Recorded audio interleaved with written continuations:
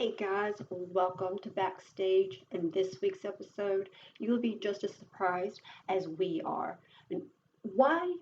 Because I am talking about a gentleman who has the sweetest face, and you just think, oh, he's just so darling. But deep down, no. There's so much more to him. And who am I talking about? I am talking about Jaxon Blade of SKG, and he wrestles with SEPW in Russellville, Alabama. And when I tell you this guy is amazing, he is. He can do it all. He is rough. He is out for blood, and you will see it. So you need to come down. You need to see him. Russellville, Alabama, SEPW, Jaxon Blade with SKG. So let's just start off. Now, you started when you were 15, right? I started training in December of 2019 at 15 years Well, what got you into starting that young? Well, I started watching wrestling when I was 3 years old. Loved it, always wanted to do it. There was a show in Ardmore, Tennessee called Empire Wrestling Alliance. Okay. And the owner, David Potts, and Johnny Loveday, they were running some training. A couple of my buddies went up there. They were like, hey, we'd like to train. So I went up there with them one day, and I was like, hey, I know I'm young, but if you had me, I'd like to train too. They had me sign some papers and That was got it. me in. Yep. Did you have to get parents' permission and waivers Uh, and all that, or my dad signed one piece of paper. that was it? Yep. So you just, and how long did that training last before you Um, went mainstream? well, from December of 2019 till around June of 2020, I was training under Johnny Loveday and the Lost Souls. They ended up stepping away from the training. Kalen J took over, and I started training with him. Ended up debuting around June or July of 20, Okay. and was still doing training with Kalen. And then we ended up some stuff went down. We ended up getting away from Empire Wrestling Alliance, and we ended up me and Corey. We ended up with Kalen J at New Level Pro and continued to train through there, doing secret shows and stuff like that. Okay. And what is your, when you say training, you're just learning just from bare bones? Yeah, you start at the bottom. You don't know nothing. You get in there. You learn how to tie up, how to run the ropes, take bumps. You start from the bottom and you just step by step you build yourself up. So they want to make sure you can take a good smack. Oh yeah. And you started with SEPW just a few years ago. Yeah. I want to say around not long after I debuted, Shane took a chance on me, brought me in. Um, I was in the locker room and Bud Kiner, God rest his soul. Shane looked at me. I went up there recording them one day. Shane looked at me. He was like, "I really don't have anything for you, but like, feel free to hang out." Bud looked at me and he goes, "Put him with me. He's SKG," and I've been SKG ever since. Okay, now what is SKG? Sofa King Good. Sofa King? Yep. Like Sofa King Good. Where did that come from? Like Bud. Sofa King. I mean, people were like, what? But that was he came up with SKG's Bud's brainchild. Okay. Now, how many members are of this group? As of right now, of SKG, it is Jaxon Blade, Corey Blaze, Cooper Rhodes, and Razor X. Okay. Those are the actual members. Yes, those are the actual active members of SKG. Okay. All the rest of them are lost. Just hang on. Right. They just Leeching want, off they our just want a little bit of success. that glory. Oh, Just yeah. hang on. Yeah. Yeah. I That's how get it it. goes. Okay. So you started watching when you were about 3, trained around 15, and then debuted as still a teenager. Yep. And I mean, because you're still fairly young. Yeah. So you're wanting to continue. Are you going to start with any other organizations, or are you going to just stick with the SEPW group? I'll work wherever for whoever, but as far as how long I'm going to do it, I'll do it till I die. Once it's in your blood. Oh, once it's in your blood, it's in your blood. This shit is a drug. It is an addiction that you cannot overcome. It doesn't matter how long you take away. It doesn't matter if you want to step away. You're always going to want to get back in that ring every single time. I've learned that. I've learned that with a certain member. He's been out for a couple of years and itching, itching to get back in. All the time. Now I know you and I have talked before, and you're also wanting to kind of branch out and do some independent work. Yeah. So, because I know the most of the areas there's Russellville. I know there's another member who's trying to come up with Talladega. So you're wanting more of the Athens location. So since EWA shut down and Ardmore, there's just been a void in the Ardmore, Athens, like Huntsville area of professional wrestling, and I would like to have a show that people in our town can come to not have to travel like an hour, hour and a half to get there. It just that and another place for people to just come get matches and reps in and just have another show to work put on their card.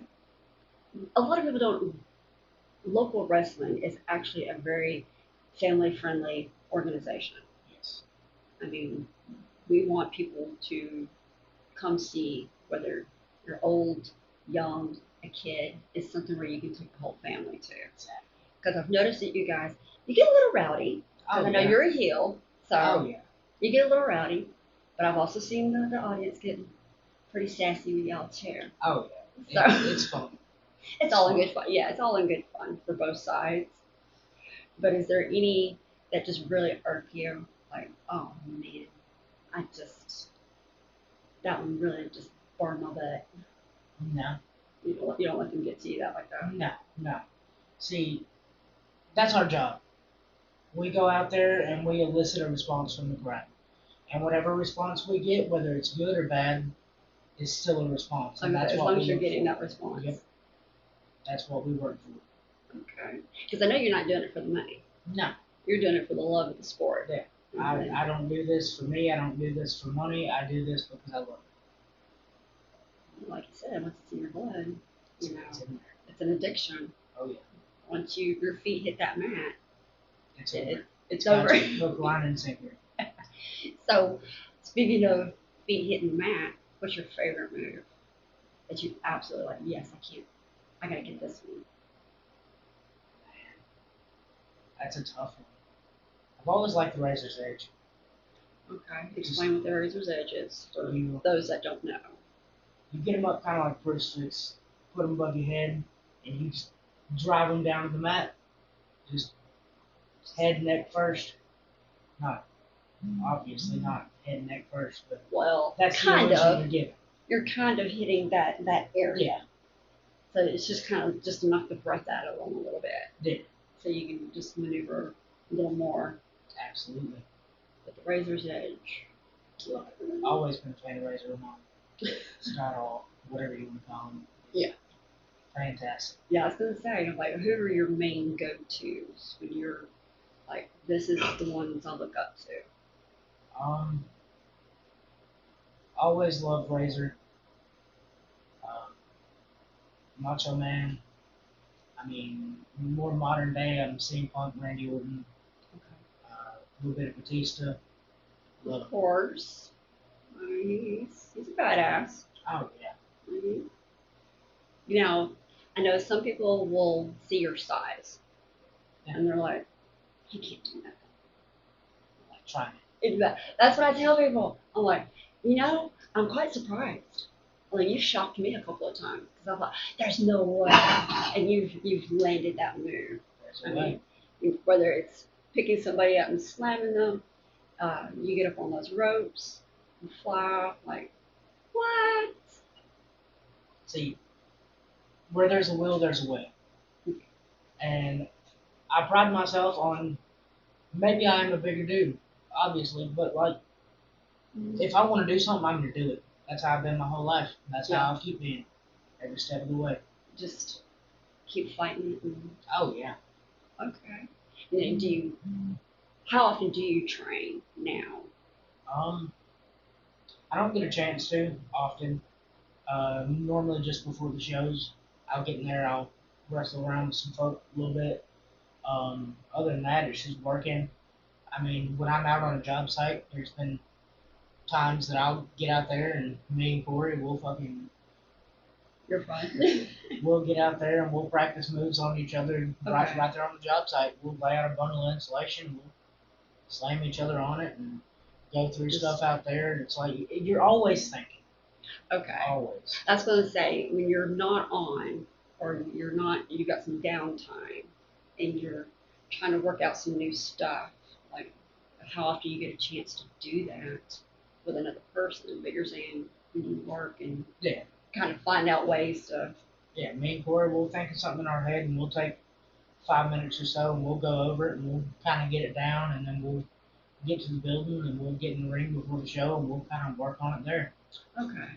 So that way you're always learning. Oh yeah, you never stop learning in this business. If you, I've always thought this way. If you ever find yourself in a position where you don't think you can learn anything else, get out. You're not welcome here anymore. You don't need to be here. You need to hang it up right then and there. Yeah, I was gonna say it's like, are there certain ones that you just like, no, I don't want to mess with this dude. I don't want because, or y'all all pretty much I work with anybody. okay. Anybody, anytime, any place. I work with them no matter what. Okay. That's part of the professionalism you have to have. Mhm. Even if you genuinely don't like somebody, when it comes to wrestling, you get in that ring, it is business, and that is what you're doing. You're working. Like when you get in the ring and you work your match, Mhm. that is business. That is work. You get to the back, you don't have to talk to them in the back. You don't have to be around them in the back. Yeah. But when you're in that ring, keep it professional. Work with them. Do what you got to do, and get out. So you fairly easily can put people in their categories like this is professional, this is nothing personal. Yeah. If we have personal, we'll take it somewhere else. Yeah. Okay. I don't blame you. That's how everybody should be. I mean, Well, yeah, but I know sometimes people get a little butthurt and yeah, take professional to personal. If you know yeah, what I mean. and you have to. There's got to be a defining line there. Once you get on the other side of that curtain, in front of the people, that's not personal. That's business. And if something happens in a match, Mhm. I've always been you hit hard now, apologize later. Ah, like do it and then ask for forgiveness later. Yeah. Yep. Don't ask for permission. Yeah. Just do it. That's how it goes. Ah, and I know you guys really feed off the crowd. So Absolutely. Because like you were saying, whatever kind of reaction you can get out of them, whether it's good or bad, is a reaction. And I know like I said, there's I've seen where they get a little sassy with you guys and Oh yeah. get out of little hand a little bit. But have you ever seen anything that just blew your mind from the audience alone? Um, Not really. I've had a couple shows where people jumped over, and that never ends well, but it happens. Well, yeah, you're not supposed to. I'm not going to say you're not allowed. Well, Technically, you're not allowed, but there's always going to be rules in place, but there's always going to be people be that breaking one. them, so. There's always going to be that one that Oh thinks it doesn't apply to them. yeah. We've had a couple jump over the barricade here and there, but it's really nothing out of hand like that. Nothing too bad. No, not in the areas I've been. I've heard war stories. Oh god. That's them. That's for them to tell, not me. Yeah. that's more of what is your take on it as far as have you ever been involved with anything that's just been out No. like good grief, like is it a full moon tonight? What happened to these folks? Nah, I never had anything crazy like that in my personal experience. It's always been kind of run of the mill. I appreciate that. I really do. Just, If I can stay away from the crazy, that's a plus. what is it that you like to do to kind of pump the crowd up? Say they're just being a little too quiet, not much coming out of them. I have been known to go out there, and it's back at High Voltage Pro in Hansel, Alabama. We went out there, and the crowd was dead quiet. And I looked at him and was like, "You at a wrestling show, baby? Come on. You at a wrestling show? You sitting there with your hands in your pocket? You don't know how to get out the door? Come on." That got them fired up. They didn't like that. They didn't like me calling them out. Oh, so just kind of like just poke at them a little. Yeah. Just, That's what you got to do. If they're not making the noise you want them to make, mhm. it is your job to get that noise out. Do you kind of like scope out and pick? I'm gonna get. There's that one. I think I can get a reaction out of that one. Every now and then. Every I mean, normally you pick on the most vocal, and then when they start being more vocal, it'll start getting other people to pipe into, and that's just oh. that's how it goes. Yeah, because I've always wondered that. It's like, are y'all behind the curtain going, that looks like a good one I can poke at tonight. That damn cockroach.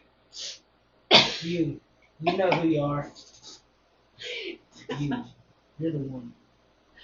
Now he does a lot of y'all's film, and He does. because I mean, he is a kid. We pick on it, but we appreciate it. At least I do. I can't speak for the others. I appreciate it. But he can be a little bit of a pest. I could see some raid coming his way. Oh yeah, those signs were outrageous. That was propaganda. That wasn't fair. But that's what you guys love. Y'all want the audience to have their signs, We, make some noise. it's great. Just absolutely drive y'all insane sometimes. Oh Because it yeah, just drives y'all more. that's what we live for. Oh, That's what we do it for. my gosh. That's what people just don't understand local wrestlers. Because And they never will. you guys are definitely a breed of your own. Because in my past, like I've told you, I've done a little promoting and worked with a sect out of Tennessee, and they're a whole other breed on their own.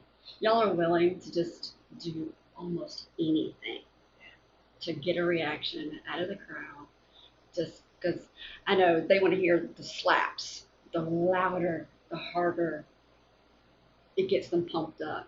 Oh, And if y'all can get a little blood out of somebody. oh man, they go feral over somebody. I've never seen people just absolutely lose their minds to want to see another person bleed out. Like, what is wrong with you guys? Something about wrestling and wrestling fans. That's just Definitely a different oh yeah, different caliber. they're just built different, man. Very much. Very much. Because I've seen that myself. Because, like I said, I've been on the promoting end where I've helped wrestlers in the back get them prepped up and get them going. And then I'm watching the crowd and they lose it. And they see just a little bit of blood. It's like, get him! Get him! Like to them, there's nothing better than seeing the guy you want to lose, the guy you want to get beat up, Mm-hmm. to see them get cracked open. Oh, that's the holy grail.